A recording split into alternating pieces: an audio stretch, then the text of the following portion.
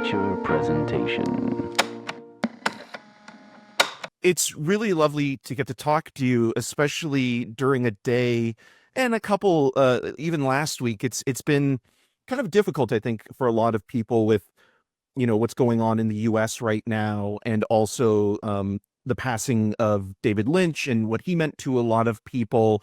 And so I wanted just to start in terms of having a conversation, and I'm probably projecting here because I know you are a lover of movies as well. I was listening to your interview for someone else's movie when you talked about Ali Fear Eats the Soul.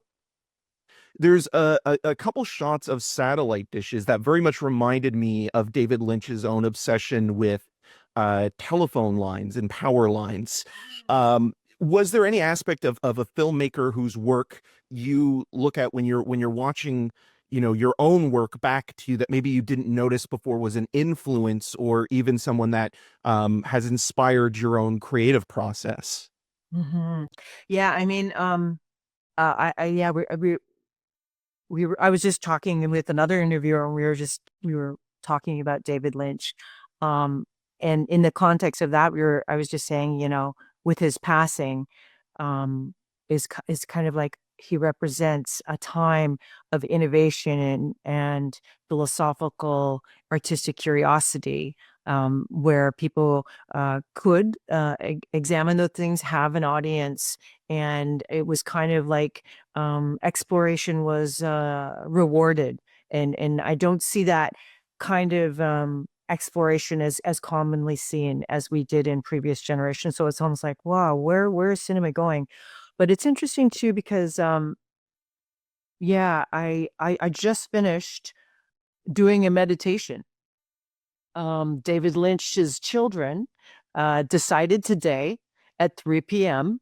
to have a mass meditation for peace and well-being. Of course, David Lynch is like a high guy in the circles, like his transcendental meditation for most of his life. So I have no doubt that he's floating dipsy doodling in the universe, likely in nirvana, because he seems to have a real great hold on understanding of existence. And so I just came out, like I was doing a meditation at 3 p.m.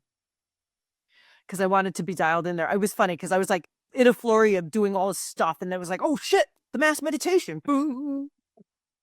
And in my head, I was like, okay, think of world peace, especially with Trump being inaugurated, the wars, Palestine, everything is just like, the world is so, it's probably always been mad, but the seams and over COVID and all this time have just been torn apart, and we're seeing it on our screens and feeling it in life.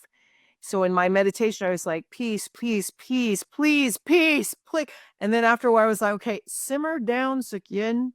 Stop thinking about the peace. Just be the peace you seek. And without any words, I just felt a sublime feeling that lasted maybe a minute or two. And that's sometimes all you can get. I mean, like, that's the thing where you have to realize there are certain things that are out of your control in life, but there are other things that you can do. Be the person you want to be, and bring that into the world. And the thing that I love about your work and about this movie, there's a curiosity and an empathy and an understanding of the characters and allowing them to be who they are. And I was really curious about this because you've talked before about how much of your work is autobiographical in some way or another. But I was curious to know, how much of yourself did you want to be reflected in Sonny Lee, and what conversations did you have with Emily Lay about shaping that performance?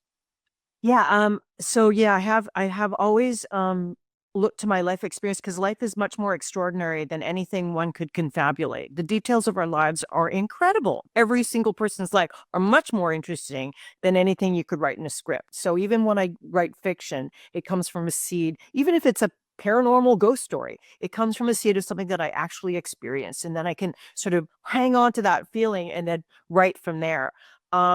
So yeah, because these events happened so far in the past, I felt that I was able to, um, you know, I didn't call her Sook-Yin, I called her Sunny because she was kind of borrowing, I borrowed aspects of what truly happened to me, but also in the world of sort of autofiction, used imagination as well. And I knew that Emily would be bringing herself to the role too. So in terms of like the actual intensity, I think enough time had passed since my young adulthood that I could bring some kind of, uh, you know, I guess wisdom, or at least being able to clearly see the events without getting, you know, pulled into the upset of it. Still be able to kind of see it with some kind of logic, or what's it called when you see something from? Well, from retrospective, there's a feeling of like it's more pragmatic, and you're more kind of almost, looking at it from the you've been removed from that time a little bit, so you can see things almost in a kind of more, I guess, Oh, it begins with pragmatic. O. Oh, It's a oh, word with O. we'll find it out during this. Sounds like oatmeal. No, yeah. So, and with Emily, I was really happy, that she's a person who her emotions are very close to the surface. She's a much more cool customer than me. I tend to be sometimes manic, erratic, emotional. Um, and she's really a calm customer, but she's an actor. So, and she also has great emotional reserves close to the surface, which I really love. And, I would, because I could, she's a total different gen. And even vernacular and much music. I realized that I had given her an entire paragraph that were proper nouns. She didn't know what the Halifax pop explosion was, or a lot of different things. So, or like what the thrush hermit, what so I'd have to like talk her through all the minutiae. And because I understood, it's a very great also and convenient to have a movie that the details, you understand the psychology. So then if an actor or any person on the creative team has a question, I could bring up a photo, an actual document photo, or show Emily and Dan a situation, or even specifically tell them, if her take needed to be revised, I would be able to speak with her about where where it was slightly different, and she would be able to like, okay, she was hungry to know those nuances and to enact those. So she was a real great collaborator, just like an athlete who wants to never down for the count, and just like, okay, I'm going to do it again. Tell me more. Tell me, okay, got it. You got it. You got it. Yeah, that's great. We can move on. And then Dan is a guy who really understood and shares a lot of commonalities with Chester. The two of them have very similar, very shared worldviews on the important subjects. And he had already been a big fan of the source material, big fan of Chester, and he understood the character, understood him, and he didn't need a whole lot. With Dan, I just like, and then if I gave him a direction, it would have to be something that he had never considered, that he went, oh my God, that's a great idea. So different actors require different things. I think I'm thinking about like your opening question about the satellite dishes and electricity. Yes. So like, I was shooting down, I not only shot at in my home where the real life events took place, which was not only affordable, but it was also, because it's almost like it's shooting in a space with real feelings. So that sort of exudes in the mise en scène. So I did that with all the locations and borrowed my friends' places, era corrects 90s spaces, brothels, and called up my former employee, Moses Neimer, who hired me at Much Music. I said, I need to have a TV station. Can I use yours? And he let me use his studio on a weekend. But his studio didn't really look like Much Music.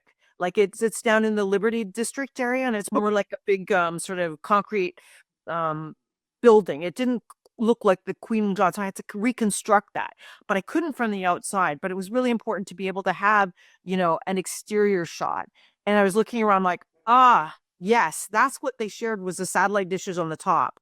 And I could reprise those satellite dishes. And one of them is a kind of like I was playing around with the idea of not only gentrification. So when you see the city, like I found era specific 90s, 2000s feeling places that still exist, but then a lot of like, juxtaposed with construction and like towers and, as you say, the electricity line. So you get a feeling of that disappearing city without banging it over the head. Also, with cor- the increase in corporatization of much music, when I went there, it was like easy breezy. I could like ask for a slow zoom into my hairy armpit, and the team was like, "Yeah, let's great, let's do it." It was like very free, Experimental. it was so fun. And there were hours to fill that, like I would show people how to get rid of trapped gas by putting their bum in the air because hot air rises. And people to this day go, that time you showed me how to relieve like it's live television, unscripted was really bonkers and revolutionary. But then there came a point where I was like asked to do, and this was like bosses change, interests changed. Then it was like more corporate sponsors, and then bean counters looking at ratings. And then it was like, so can you cover the Colgate DJ challenge? And that kind of like led to my disinterest in being there. And the similar thing is happening in the world of underground, comics. So underground comics percolating to zine culture, DIY culture, lo-fi music was all coalescing at that time in the 90s. And then I kind of show how the extreme the evolution of corporatization of much music, and then all the evolution of independent stuff being superseded by superhero comics, that kind of thing. So I didn't want to make something that felt just nostalgic. I wanted to use the nostalgic for a purpose for today. And I think the larger and more interesting conversation is looking at relationships and um, pondering intimacy, questioning our the way in which our beliefs around intimate relationships are, our biases, our assumptions, challenging those, and maybe seeing that there might be another way to engage with care with another human being that doesn't equal possessive monogamy. And also the notion of examining sex work, as Chester did in his graphic novel, um, as work, and to my mind, really focusing on the fact that it is labor, and labor that is expected within a very unfair practice, because consensual sex workers are granted very few rights in our society. So there are heavy politics, but under the gleam of something that's sweethearted and kind of relatable. So I kind of like to do that kind of story. Absolutely. And it does feel political, but not, you're obscuring some of that, where it's very much, I've heard you talk about, there's an academic aspect and a historical aspect to Chester Brown's writing as well. And so I was curious in terms of how do you approach both that and the autobiographical autofiction aspect of it. And did you and co-writer Joanna Sarrazin feel like you had the creative freedom to kind of shape the narrative in a way that worked for both the autofiction and being true to the graphic novel? Well, I was such a fan of the graphic novel, and I wanted to make a movie that Chester loved. And it was very challenging. It took years and years of very many, I've got hundreds of drafts, and many of the drafts did not include my character. Many of them were verbatim his comic, and they didn't work. They were too episodic. They wouldn't work. I couldn't get funding for them. And they were myopically focused on his perspective, because he didn't show anything of the sex workers' lives, because he was protecting their privacy, as well as characters like myself. He was very light on the touch because he didn't want to reveal too much. I wanted to bring the sex workers to life. And so I it, it was a challenging process, because comics are not movies, and I did want to kind of like tell a movie that is 3-act structure, that is about flawed characters that go through transformations, and how to couch those within, like, those political ideas in his work are so important. But I was very lucky to have a mentor, Laurent Cantet, and he is a French filmmaker. He passed away a couple years ago, but I was very lucky to have his friendship. And he is a very political filmmaker. He did The Class and many amazing films. And he said that, of course, his work is political, but what he does is he understands the structure is political, but his job as a filmmaker is to obscure the scaffolding. So we're not getting the political message first, but we're surrendering and falling into the drama, the action, the story of what is happening to the people. But because it's structured, the politics is underneath there. You feel that, but it's not like it's poking out over top. It's really about a story about people. So I really took that idea, which I love, and applied it with Chester's show. To me, it was about distilling the finer points, the most important points of his argument. He goes into all kinds of stuff. He talks about, like,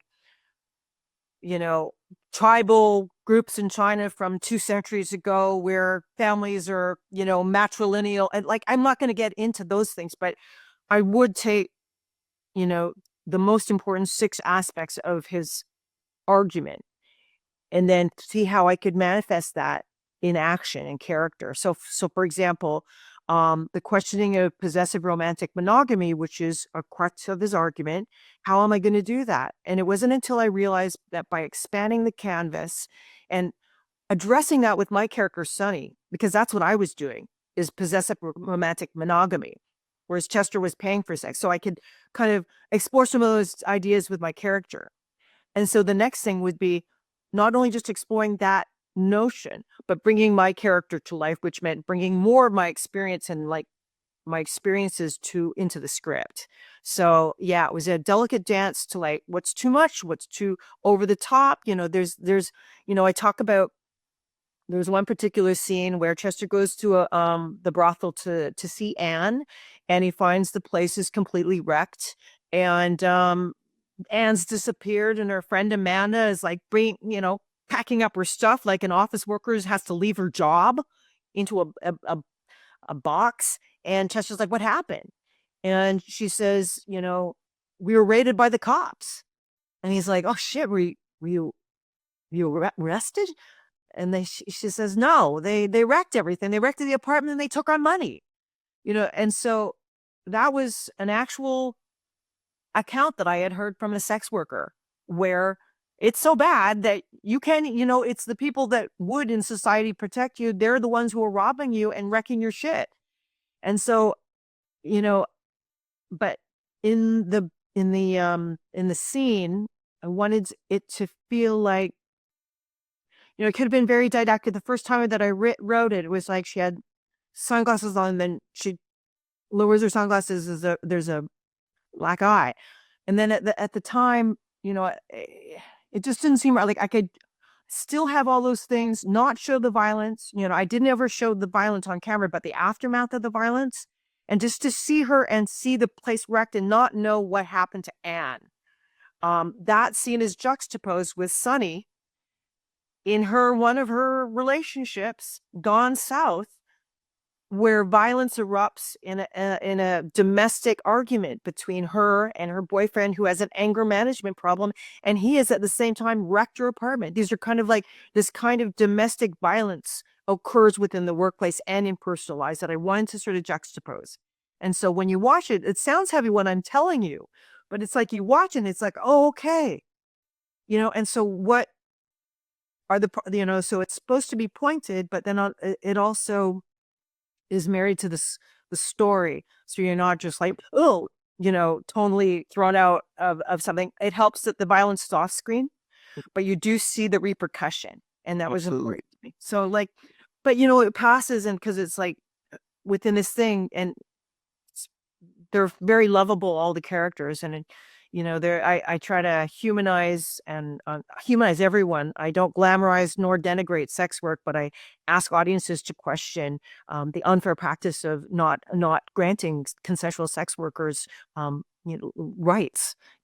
I'm glad to see this is changing. I understand that there's I think it was Belgium that just recently granted legitimate rights, like leave of absence and, like, dental and stuff like that. So it's like, oh, that's very progressive. Yeah. But it So does feel like we are, we're progressing in some ways and then regressing in other ways. For every, movement forward, we're going backwards. And to your point, that the scene you just mentioned, like, I still think about it, having watched it twice, where, like, did Anne get that money that Chester gave to Amanda? And I think about, like, little things like that, or like, how was Mo after that domestic abuse as well, and like what goes on moving forward, and those little sort of details, interiors, feel very lived in and real, to your point. And there's another person I wanted to ask you about, because you have talked about working with her as a consultant, but also having information and in terms of education about sex work and decriminalizing it, is Valerie Scott. Yes. Her Oh contribution. my God, I love her. Yeah, Valerie Scott's super cool. She and Chester were friends, so he introduced me to her, and she's been such a great person to lean upon for hearing about sex work, hearing about her thoughts. So Valerie Scott was one of 3 consensual sex workers who um successfully went to the Supreme Court of Canada and won, striking down anti-prostitution laws, both provincially and federally. So it was a real victory.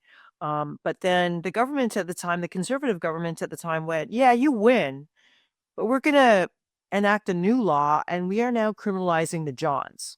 So that's where we stand today. So it was a hollow victory. It's like having a DVD store full of shows full of DVDs, but nobody can watch those DVDs. So it's pretty backwards. There's a new case in the prairies where just the car drivers, the people that drive the sex workers to work safely, they were charged with profiting off of sex work. And so they're bringing to the Supreme Court of Canada their case. They're like, we're driving them, and sex workers are asking to have their points of view included in the case. So, things are changing a bit.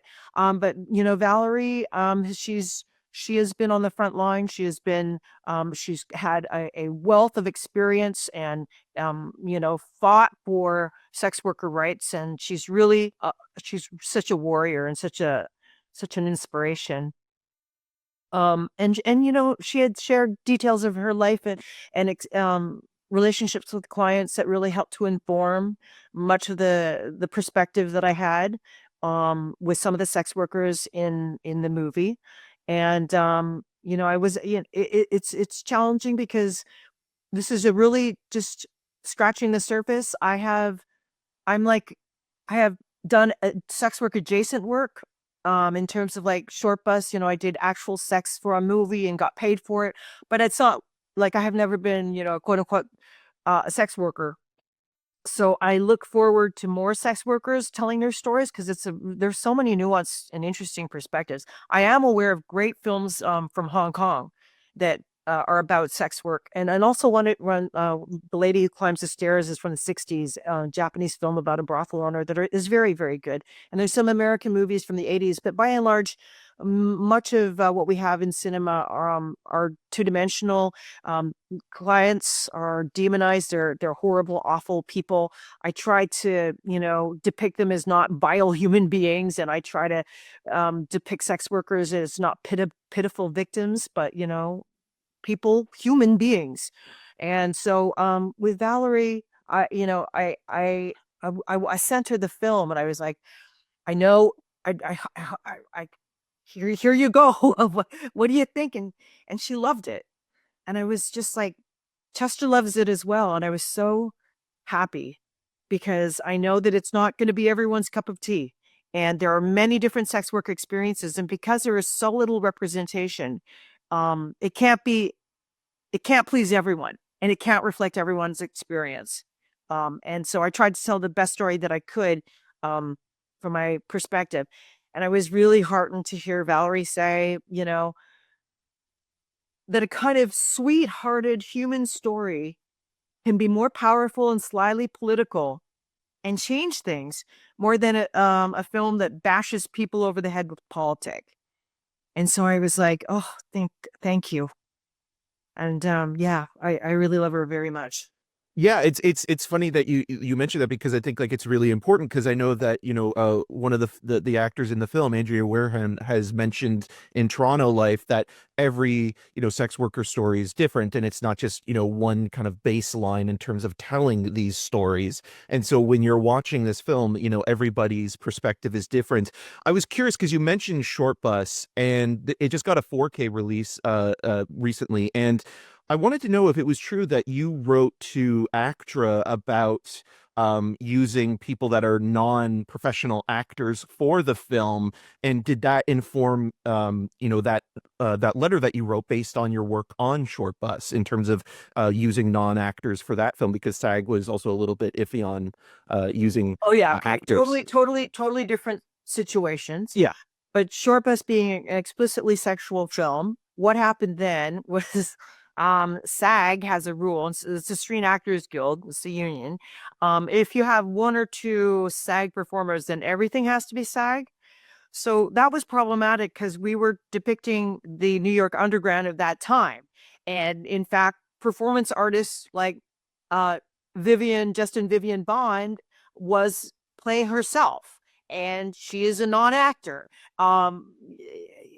Very many people were playing themselves. So they would want us to hire a union person, likely with no experience in the New York underground, to play that person. So and to get union actors to perform unsimulated sex, very difficult. So yeah, it was a situation where there was a consternation about that, and because it was explicitly sexual and also super gay. And my managers at CBC, they had let me do the movie. We were developing it for 3 years, and then we finally got the script together and the funding. And they were like, they dialed into the website in progress and saw two men having sex, and they were like, whoa, whoa, whoa, whoa, whoa. We can't let you do that. So it was basically, the CBC gave me an ultimatum: either you do the movie or we won't. If you do the movie, we won't extend your contract. It was sort of a passive aggressive play like that. So we really had to lobby a lot of heavyweights in the art community. The biggest, Coppola, Atamagoyan, Yoko Ono, Moby, like all a force of artists just came to our defense. And so we were able to continue, like basically CBC, they just assumed that people would be very upset knowing that one of their hosts was involved in a super queer, explicit sex movie. But the public was more concerned that they were trying to, control what happened in my personal life. So then there was more of a kickback about that. And so finally they allowed me to do it, provided that I didn't talk about what had happened behind the scenes. And with the SAG stuff, I can't actually reveal what they did, but there was a workaround where SAG was just more like, oh, hey, do whatever you want. Just don't have our logo there. And so that was the thing, that was the stroke of brilliance from John's team. I can't say what it is because I don't know if that's public. Right. But they said something to SAG, which made SAG go, we don't want anything to do with this. And then oddly enough, the movie premiered at Cannes to a 20-minute standing ovation. And every single person at CBC, all the middle managers up to the top, who were like, oh, no, oh, no, were like, oh my God, I love that movie so much. So it really revealed to me about the inner workings of fear, the tower of fear in an institution. And it was sort of a necessary conversation. It was a painful conversation. It was a painful time. I felt like I was being persecuted on all fronts. It was really hard. But then that whole argument turned into a workers' rights conversation that wasn't just about whether or not Sook-Yin can be in the movie, but was about how everyone on the workforce, what they can do and what your boss can't tell you what to do. And so that was really important. And then so with this movie, of course, having had that experience and knowing that I couldn't make a movie, like paying for it without, having some nakedness and sexuality and full frontal, that's always very tender for actors. I was very lucky. Dan Byrne was like, no problem, Sook-Yin. In my solo shots, I'm free as a bird, no problem. And it was like, these days we see a lot of sexuality, but oftentimes people are wearing fake ones. They want the fake perfect penis. So on Euphoria, you see a lot of schlong, but they're perfect fake ones. And Or insert shots like in Lars von Trier's Antichrist and things like that. It's always embellished. kind of removed. Yeah. And whereas this wasn't supposed to be glamorous. This is like, I like sex is like feels real to me. Or like the nakedness is really a metaphor for being exposed and vulnerable as a person. And it's like the nudity that we have in the shower when we wake up and scratch our balls and like walk across the room, with like morning breath, like it's not glamorous or super sexy. It's just real. Yes. And so I just kind of wanted to be able to, it's the male full frontal was more perturbing or shocking to people. It was like, he's just walking across the room without any clothes on. What's the big deal? He doesn't, I mean, I don't.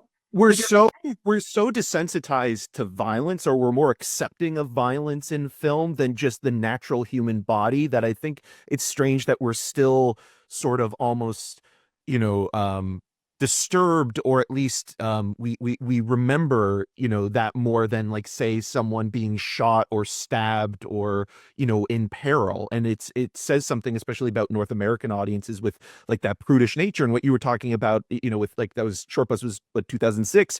And it feels like there's some ways where we still haven't, progressed in that way. Yeah, and it shares some of the vulnerability, and shame around our bodies, and cover it up, cover it up. And when we're not able to just be with ourselves as we're born, and as we lay in bed and shower, it's when it's so stigmatized and associated with something embarrassing and shameful, it kind of gets repressed and comes out in really kind of intense and sometimes very unhealthy ways. I remember reading an article in the Utne Reader for long ago, and it was a woman who had come from a country in Africa, and she visited Los Angeles, and she was really taken aback by all of the big billboards of super sexed up, like super lubed up people, and like very exoticized sexual content, or like power sex or whatever. And she's like, this to me is indicative of a culture that is starved for spiritual connection. The first thing you do is like, I'm gonna, like, we're gonna just gloss it up and big it up, and I thought that at that point, I was a teenager, that made a lot of sense to me. So we're still at that point. And yeah. So, I mean, it is, there's a lot of weird stuff happening in our world. There's a lot of wonderful stuff. There's a lot of possibility of difficulty and alienation, more and more Puritanism, and more pointing each other out, and more war and et cetera. But then there's also the possibility to open it up with care and care, and also the idea of like challenging our assumptions, or knowing that the rigid ways in which we've lived our lives, maybe there's a bit more wiggle room where we can actually allow ourselves to breathe a bit more, not expect too much, or not grip so tight upon somebody else, or keep ourselves down like this, and do it in a way that is truthful, honest, authentic, and caring, just like I feel like my relationship with Chester has been all of our lives. And it's the movie itself, I think, reflects all those things. It is so humane, and as you mentioned, like, it's vulnerable and intimate in a way that feels like we don't get this kind of movie very often. And it to be shot in 20 days, and the people that you rallied, and you doing multiple jobs, not just composing the score and directing and co-writing, but second unit and providing art. Like, it says so much about. Thank you for observing those things, because I really appreciate it. Those things sometimes go observed. So thank you so much. I'm thinking about what you said, because I didn't answer the other side of the question about ACTRA this time. Yes. So I knew that I wanted to cast for the sex worker roles people with a nuanced and an empathetic understanding of a consensual sex worker. Many of these people are my friends. They're non-actors. They're artists in their own right. They're musicians. They're comedians. They're visual artists. They're activists. And all of them are sex positive, have sex positive expression in their work. So I knew that I wanted to work with them. It's really key in this day and age who gets to tell the story. And also not only just on a ideological sense, but they bring so much value. Many times they would go, okay, this costume doesn't look right. Or this, we tweak it like this, or they'd suggest something, and it would be like, that brings us closer to authenticity. And so, I anticipated a fight with ACTRA. They're still mad at me because I haven't joined ACTRA. I always paid the permits because I just do weird art movies, and if I wouldn't be able to do them, I don't get cast in Hallmark movies and stuff like that. So No, but you're a great actor. I mean, I just saw you in Darkest Miriam. Like it's one of those things where like anytime you pop up, it's always wonderful to see you in roles, and you are like a talented actor. So, but obviously, it's your choice as well. So yeah, I mean, if I joined, I wouldn't be able to do most of the weird little art movies that I do. So it's been a specific choice, and they're like, they're like, you can join, and I'm like, I don't want to, and they're like, I said, it's kind of like being a musician, and you're told that you have to join something that you'll only be able to write commercial jingles for the rest of your life and never your own songs. yeah. And then she said, well, if you change your mind. Was there ever any was like, worry "What?" about? I'm curious. Was there ever any worry about this movie becoming a studio film or something that would be a lot bigger or maybe Yeah, I mean, censored in some way? there were some really mighty filmmakers that had approached Chester, and he didn't give the rights to them because it could become a really bro down Hollywood laugh a chuckle minute, like it could have been done that way. Absolutely. At the point where what's his name?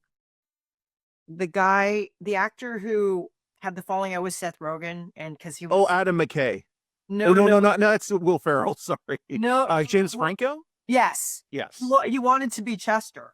Oh, Yeah, this is before the whole call out and stuff, and it was like, yeah. oh, Franco's a big Chester fan. Like all those guys, Ben Stiller, they're all big. The guys from like Mr. Show were Bob Odenkirk. yeah, Yeah, Bob yeah. Odenkirk came and visited visited Chester in his room downstairs, and he was like shaking his head and going, Chester, do you really have to live like this? And And he seems so happy. Like, I mean, just that one photo that's posted of you two together, swarmed by all of his books. Like, it seems like he has found a life that he is just completely content and happy with. he, And he always has. yeah. He always has. So, I was anticipating it was going to be difficult for me with ACTRA. But then I wrote a long letter saying, at this point, and one of the actors was just like, this is a very meaningful, had given me a wonderful quote, like, this is meaningful. This to be able to enact this role and with care really helps my younger self, work through some of the difficult events of my life. So, I sent that to them, and I sent it to them through the producers, and I was anticipating an argument and kickback, but no, they were like, we agree. And I was like, thank God. They said, no problem at all, but you have to make sure every single other actor is part of the union. Right. And so there are a couple other actors that were not, that I had to say, I'm sorry, I can't hire you. Everyone else has to. I'm like, okay, that's fair.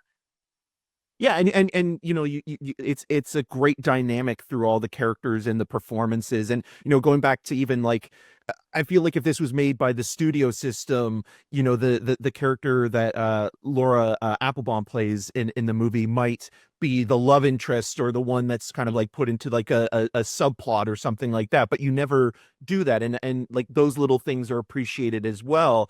There is something I'm curious about because being from the Durham region, I'm from Whitby, and my best friend and fellow podcaster Matt is from Oshawa. There's a call out or call in from Kaylee. Was that based on anything in particular, or was that just because again, you never? It's so easy to, look down on people from the Durham region specifically as like the bridge and tunnel crowd, but you didn't do that. It was just a funny kind of call out or moment in the movie that someone from Oshawa would Yeah, call no, in. for sure. I mean, that's directly correlated to my experience as a VJ at Much Music. Moses let us shoot in his studio on the weekend, but when we went there, it was like, holy shit, it's set up for this variety show, Marilyn Lightstone's variety show, and there's all these jukeboxes. This is totally the wrong look. And so the art team was like, oh my God, what are we gonna do? I'm like, okay, okay, simple. I had to like go, okay, the semiotics of Much Music. All you need is an exposed brick wall, a ladder leaning up against the wall, two warring gels of different colors, and a carpeted wedge for me to sit on, and a large ass TV. And then they're like, great.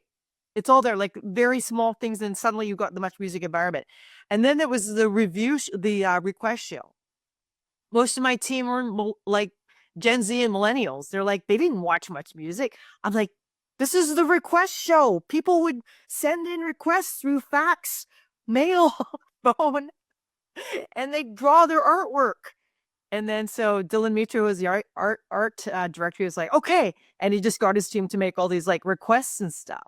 And just even like how the titles come in, like Oshawa, Ontario, of course, we'd get lots of fans from there, calling in, and in many towns. Much Music was a space where it was all kind of the kind of town hall for kids, and they'd just hang out there. They physically go there and like tune in. It was all like kind of prior. Well, there was internet, but it was all like Netscape and very clunky. So, yeah, that was all. The great thing is when you make a movie that you've lived it, you can tell the art team and the actors exactly kind of like how it goes, because you know what it is. Absolutely. Oh, I have to wrap with you, but I want to just ask you one last question because I think this is important as well because the movie is coming out on January 31st, and one thing I'm always curious about because I am someone that loves collecting Blu-rays. Is there a thought process in preserving, paying for it, and your past films on physical media, because it does feel like there is this new interest in Canadian cinema that a lot of up and coming cinephiles and film critics that don't have the access to even just the last 2 decades of film being readily available, and it would be nice to have that history. Yes. I mean, okay, so a lot of stuff is on the cloud now, and like we're coming out with a soundtrack album. Dylan and Gamble and I made the score, and my record company, Mint Records, is putting it out, and we're announcing it in a couple days, and we're making CDs. And CDs seem to be a thing of the past, but they're like, no, we sell more CDs these days because it's like people want the object because they don't want it just to be on the cloud. And it's meaningful to have a shelf and like things you can look at in an object. And it also helps you, like, it's hard to make a living as an artist. So when you have objects, like, so we're going to have t-shirts. Chester's designed a t-shirt. We have the CD, and he has got the new film edition of the graphic novel. These are very precious works of art.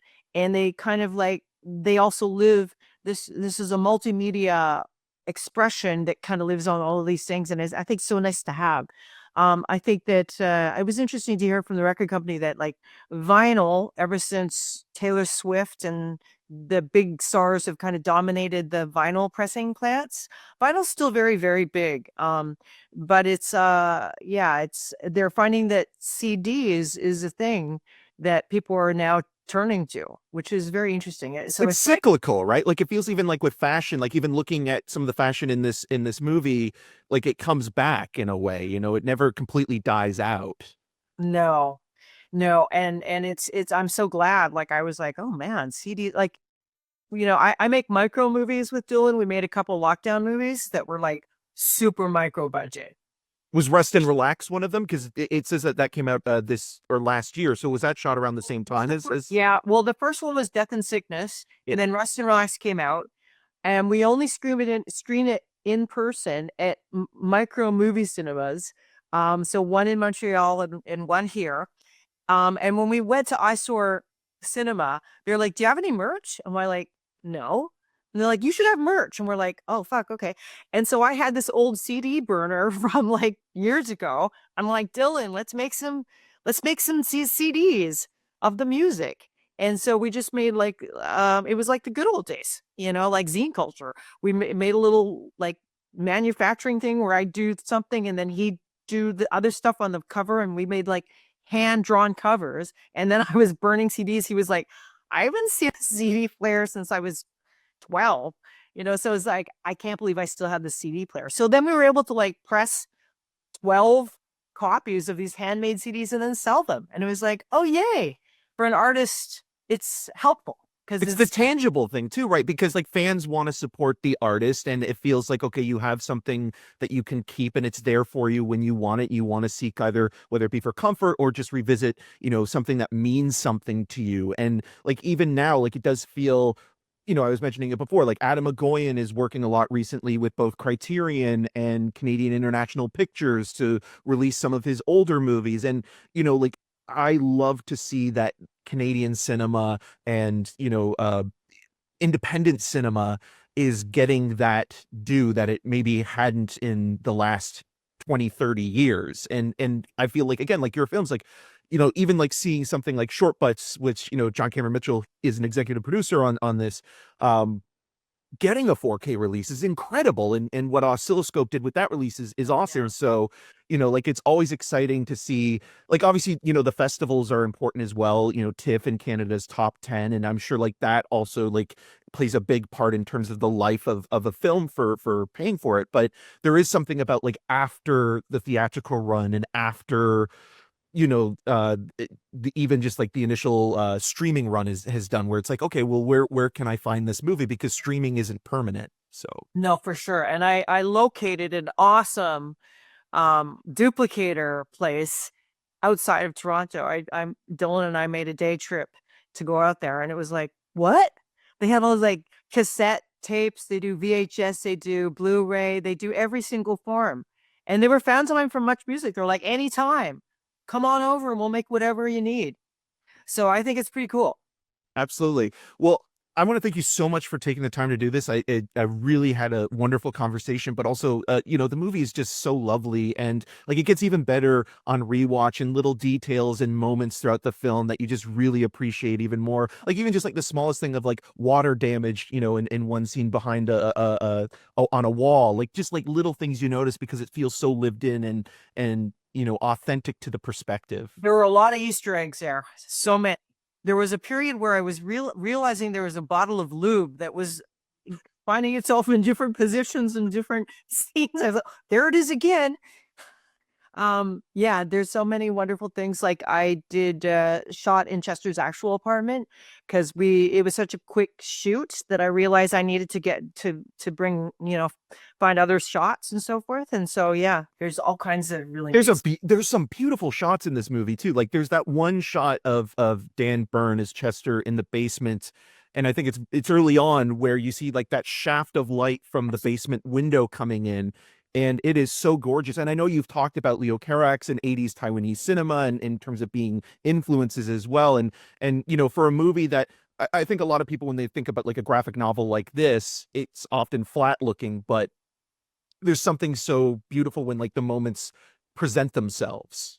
Yeah, that again, Chester is a person like the score, he listens to a lot of classical music. So when we were devising the score, like Peter and the Wolf, we were wanting to have a kind of type of music associated with Chester's character. So that was classical music.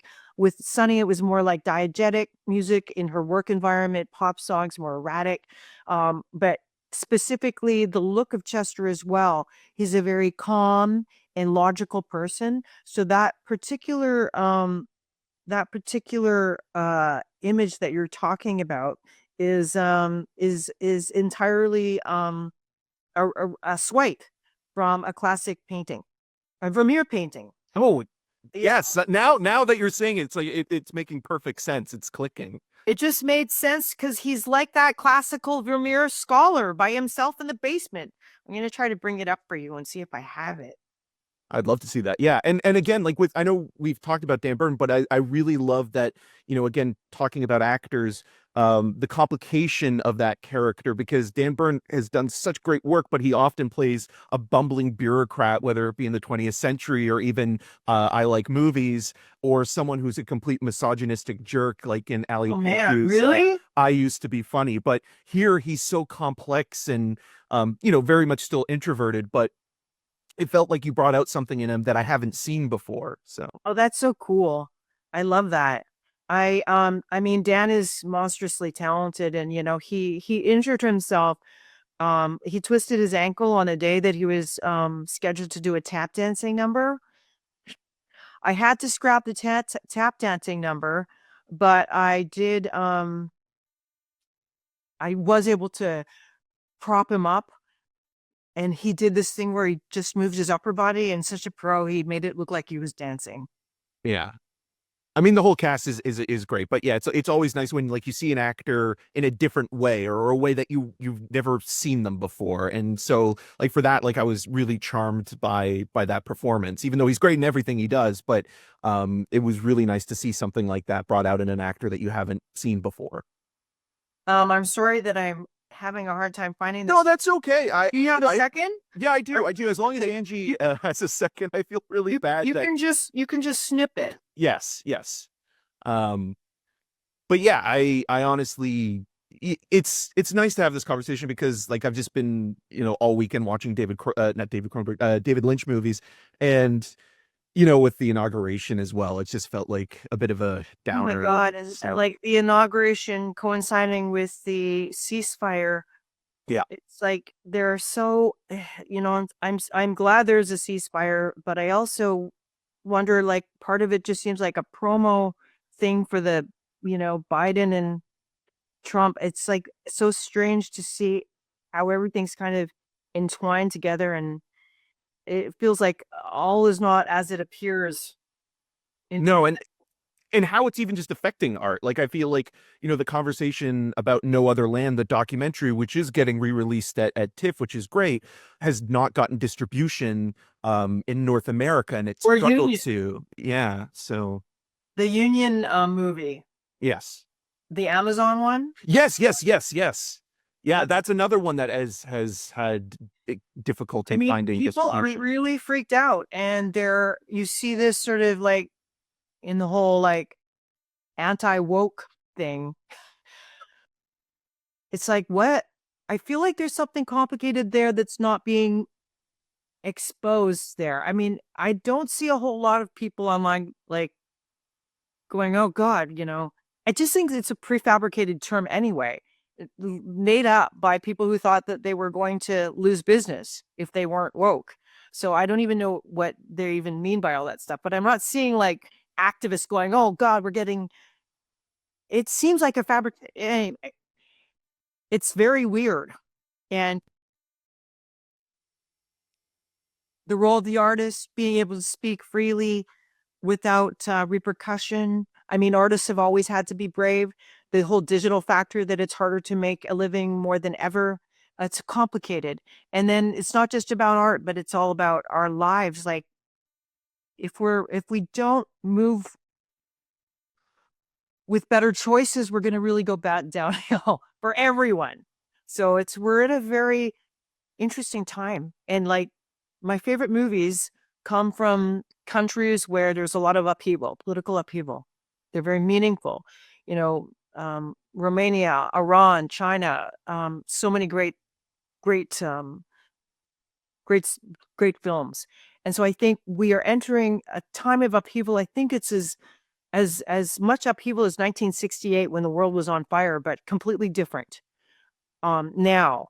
And this is always a good time to make art. Always a good time. And artists that's their job, their responsibility to reflect the world. But then there are forces that are trying to squash that kind of expression. So I think they're confused about stuff, and people like yourself will want to seek it out. So, Absolutely. at the Yeah. same time, there's during the Depression, it was dance movies and happy sing-along movies were really popular. So I think it's just a very rich time to make art. So this is the Vermeer painting. Oh yes, yes. That looks amazing. And like thinking about now the image now that you created for the film is um that's a really lovely It's essentially Chester. 'Cause he did have that tiny the window looking onto the sidewalk. And I was like, get a shaft of light. We're going to make him look like the Renaissance artist he is.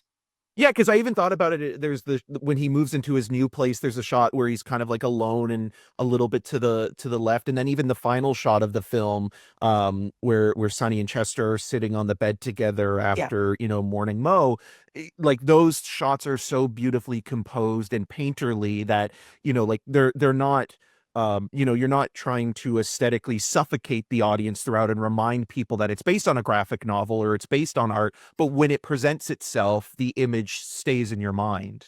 Yeah, and I was with Edward Yang. I love him so much, and these are people that really allow scenes to breathe. Oftentimes, people will go to a cutaway or go to a close up, and to me, I mean, sometimes it's exciting, but then if what the actors are doing is interesting and you just keep on them, becomes riveting. You can't turn away. Yeah, you feel that flow. It's very natural, and I like that you said that because it does feel like people are afraid to let scenes not only breathe, but even with music, it's like more is the best, or to cover it, and it's not just simply enjoying the stillness, enjoying the silence, enjoying the conversation. We have to create more dynamic.